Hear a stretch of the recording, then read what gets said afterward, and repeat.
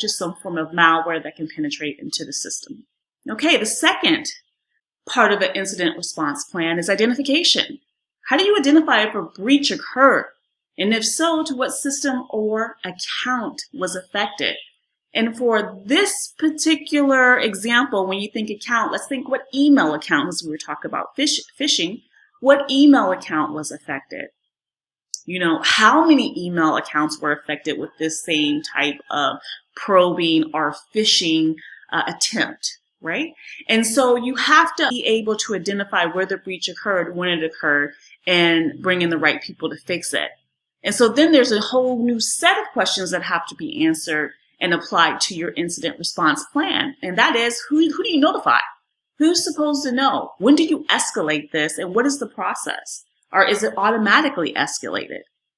These are questions that when you're working inside of an organization, especially an organization that handles sensitive data, and anytime you're dealing with individuals' personal data, that's always sensitive.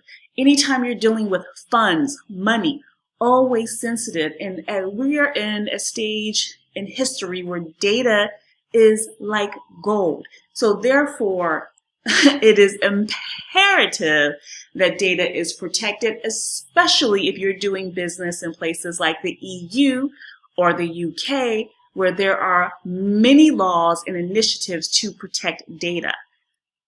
For instance, in fintech or financial services, you have open banking in the UK and PSD2 in Europe. These are some things we need to keep in mind when dealing with the identification portion of an incident response plan. As I mentioned earlier, whaling is when a bad actor or organization is going after someone in senior level management. And here, an email has been sent to the chief financial officer of the company asking for a payment or an invoice for services rendered. However, there were no services rendered. It's a fake, but because it looks identical to how documentation looks within the organization, the CFO will have payment made by calling the procurement and saying, please pay this into this particular account where they cannot get the money back once it's paid. That's an example of identifying something that happened.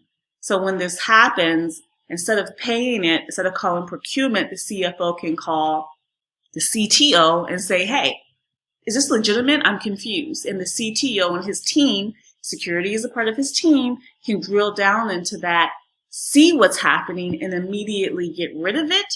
And or if the CEO suggested that payment be made, stop the payment before it's processed. The